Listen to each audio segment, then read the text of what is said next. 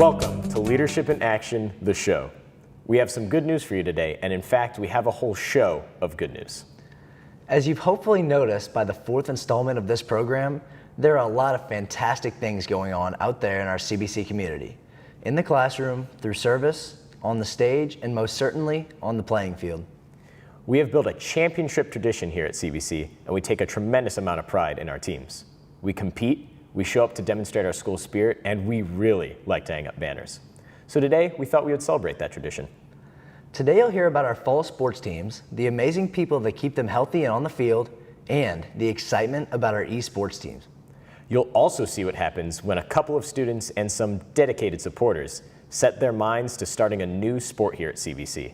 And finally, we'll take a peek behind the curtain and celebrate the people that bring all of our events to you, including this very show, Randy Gardner and the Cadet Student Network. So let's get started and get into the good news. Our soccer team stormed out of the gate this year to a 12-2-1 record, and football has done the same at 6-1. That's not all, though. We've got some of the best swimming competitors ranked in the state, and the cross-country team has been showing great signs since the season started.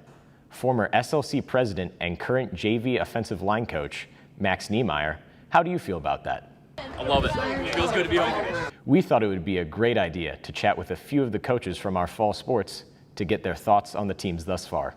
I am Mr. Hamer, and I am one of the cross-country coaches. Well, we've got a good squad of about 30 boys running for our team. We've got a good group of freshmen that have come in that are doing really well and should look to run really well today at the conference. You know what? We've been doing very well. Okay, we got off to a great start. Kind of hit a little bump here the last couple games, but it's only the results have been a little bit bumpy. The performance and the play hasn't really been. So I think we're doing well. I'm really excited. We got a nice blend of seniors and sophomores and a few juniors sprinkled in. The team spirit is good, and I look for a strong finish come the end of the year. Well, the fact that we got so many young sophomores that feel like they're a big part of it reflects on the senior leadership, because the seniors have kind of gone out of their way to bring them in and make sure they feel good about being part of the group, and they can play. So the leadership's been spot on. This team spirit, enthusiasm, and all that has been very positive and upbeat. And yeah, you attribute that to that's all internal. That happens beyond the level of the coach. That's within the player group, and that's where the leadership comes in. It's been a phenomenal season. I know the electricity in the stands has been great. The electricity on the field has been great. I think our guys have responded to finally getting to play normal football. And, you know, I think our guys have done a great job playing at a high level. You know, we've had a few times where adversity hit us and we bounced right back. And, you know, I'm pretty happy with where we are, but we also know that we're halfway done and we want to play a lot more football. Yeah, we got 23 seniors right now, and everyone has an important role with us. The best thing about the senior class, they don't let anything slip through. So if something's not done right in practice, they fix it. If something's not done right in their weight room, they fix it. It's even kind of funny, Jerome Logan's taking a new role of kind of being the guy that I can turn to if something needs to be taken care of with a discipline issue, or maybe a kid wore the wrong helmet or wrong piece of gear. Jerome's taking that piece. So it's nice to see these guys step up and say this is their team. I've said it for years. I'm fortunate enough to coach, but I don't get to play, so it's their team. What they want to make is their story.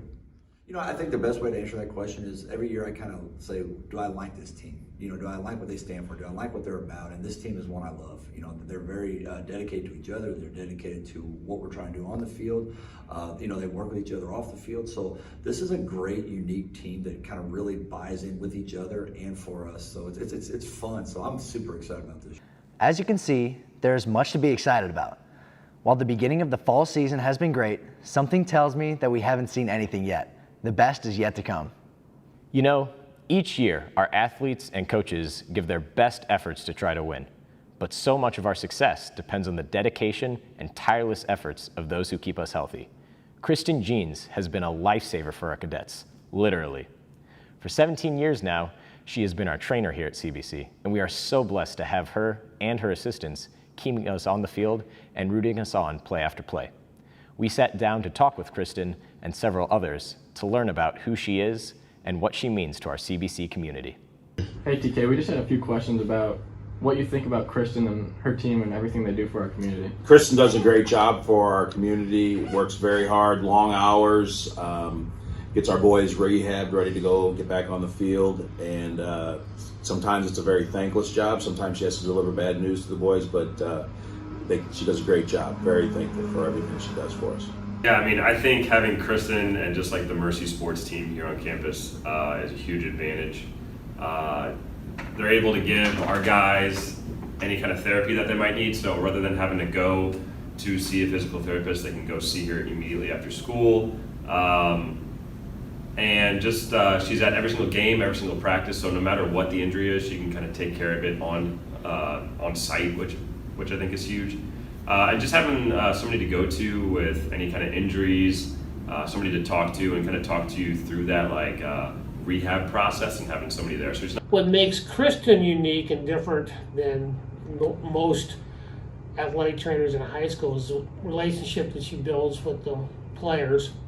She's, I guess, kind of young to be your mother, but she's got that demeanor about her that she's the boss, and the boys all respect her and don't want to do anything to upset her or make her angry. They have a lot of respect for her, and she gets a lot done. And it's fantastic to have somebody around that has such a good example for our young men, and it works so well with them.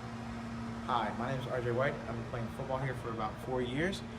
Recently, I sat down to talk with Kristen Jeans and about her role in the CBC athletics. As you can see, she's been with us through a lot. I think the brotherhood here at CBC, it's a community that comes together. It's watching the students, the faculty, and other members of the community coming together and working together to be one. The impact it's had on me here at CBC, I've been a part of this since 2004, and as I've grown here, I've gotten to know a whole lot of families, I've gotten to know a lot of the students, and it's really just been a positive influence and positive impact on me. I've worked with a lot of different levels of athletes, and it's been fun being here, working with some of the athletes that have gone on to play at the professional level. It's always a fun time for me to watch players start here as freshmen, work their way through their senior year, decide what they want to do in their futures, and then if they've chosen to play in college and beyond, it's fun to watch them be able to play on the big screen. A huge thank you to Kristen and all of the trainers. You know, the trainers' expertise is needed throughout many fields of competition, but nowhere is it more crucial, more vital to have them nearby than in our esports room. Exactly. Wait, what? Yeah, you know, I'm pretty sure I saw somewhere that 99% of teens suffer from carpal tunnel syndrome. Well, while I'm not too sure on the accuracy of that statistic, our Esports program is actually another focus of our good news this week. When our esports room and team were announced, there were some out there who might have been skeptical. And by skeptical, I mean jealous. The truth is that our esports program has seen some massive success since it began last year. In addition to winning the inaugural Missouri Super Smash Bros. Championship, we have also provided a brand new opportunity for students to get involved, become part of a team, compete for championships, and even get scholarships. We wanted to learn a little bit more about the program, so we sat down with some of those who know the program the best. So for our eSport program, last year was the first time that we've conducted our season in full, where we had a full fall and spring season. In the spring, when I came in and started working with our Smash kids directly, and I watched them go on their run where they ended up winning a state championship at the very end, it was electric to see. I feel that CBC Esports is really all about the people that we're bringing together as a part of this community. So right now, as a part of this season, we have a little under 100 kids who are part of our program, and those students wide a very large margin of our base here at CBC. Specifically my CBC experience, it's definitely made it easier to like kind of socialize with some people because it gives us a common talking ground to begin with. It's also like, it's definitely going to help with some of my classes and like grades in general, because like, for example, for the honors program, we have to have those like that portfolio full of things with like leadership and cooperation. Esports brings a lot of opportunities for that. Esports has a wealth of potential possibilities for students once they leave our doors, whether that's professional opportunities where they can make a lot of money, become a huge spectator sport, or if they want to go to collegiate and then end up getting up to a full ride scholarship and have all of their schooling paid for their undergrad and potentially graduate or even master's degree. A lot of money. I was actually a part of the first wave of students that was able to go to college for esports on a full ride. And I worked with the Maribel program, who even to this day is one of still the best programs in the nation to go to, and it's right down the street from where we are here at CBC. So there's a lot of potential for our kids, like even while they're on campus, to still do professional activities. One of our students that won the state championship last year, he actually does professional work almost every single weekend. It's like making friends in general. It's definitely a possible future career path if it all goes well, which is, the hope and dream. Yeah. So brotherhood comes in a lot of facets in esports. Right now, I would say the best way that we show brotherhood, and it's really grown our community, is through the fact that all of our different teams that we have on campus, it's a lot more than just, hey, it's you and your teammates. It's actually the entire esport community that they're a part of. Like, for instance, right now, competing in season is Rocket League right now for the fall championship, and I'm allowed to have 3 players per roster on those teams with 1 to 2 substitutes for each team. So for a lot of those players, you'd expect, hey, it's you, your 2 teammates, and then that's it. However, we have 24 kids currently a part of that program, so that is 6 teams. And all of those kids, they'll play with each other, whether it's in ranked matches together after school, or if they're doing scrimmages against each other in order to constantly better improve each and every one of their gameplay and skill, so that they can both A, make a good state championship run outside of this program, but B, so that they can all be connected in a better way than just, hey, we all happen to play the same video game.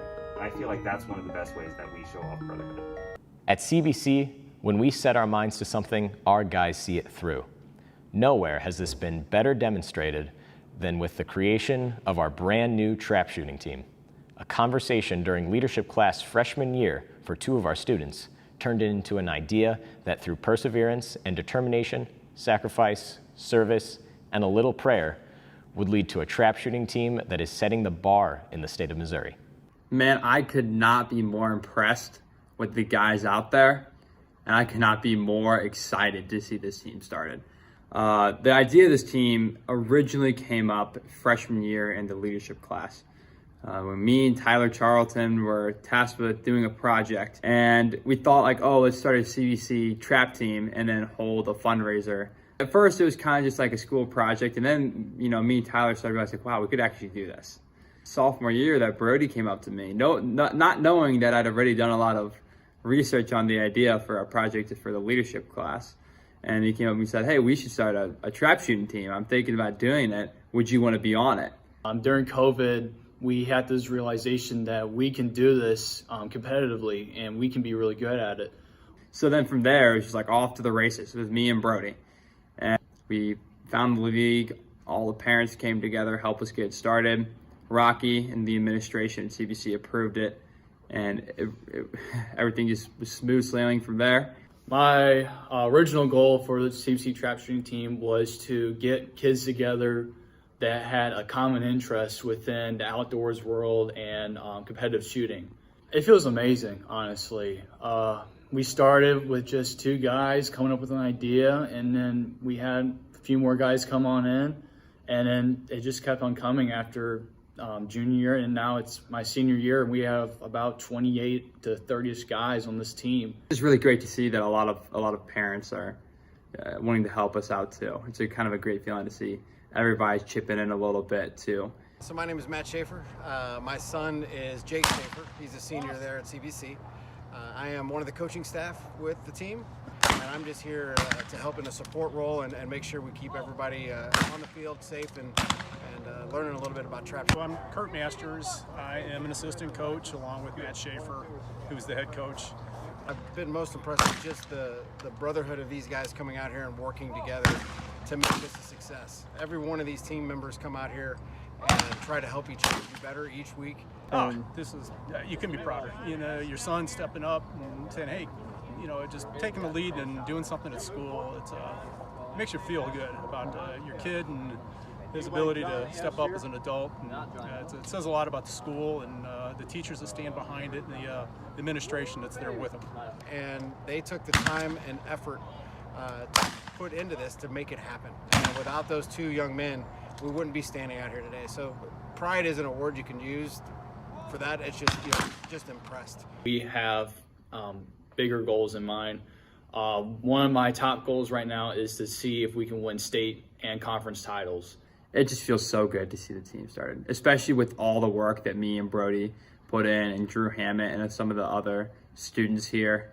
I mean, we've received so much support that like now actually seeing it be successful, it just feels so much better. I want this team to not be a one and done. I want this team to be set up so that when I come back here in 10 years, after I'm out of college and have a nice job, I can come back and see the CCC Trap team still winning. We hope that you are enjoying the Leadership in Action series as much as we are.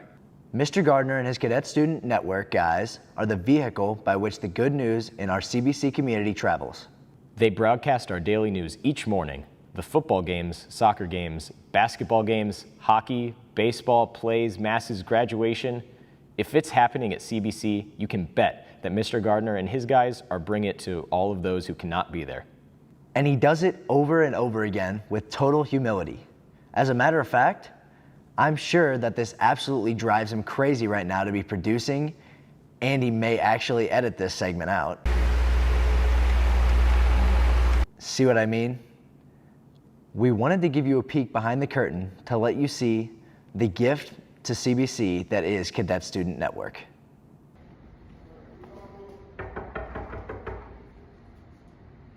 I know he's in there. This means one of two things. Either A, he's actually busy, or B, he really doesn't want me in there. I'll sit here and wait.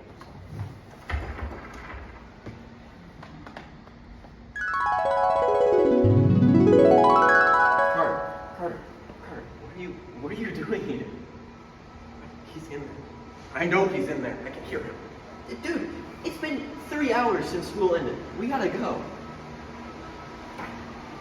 Fine. Get it tomorrow.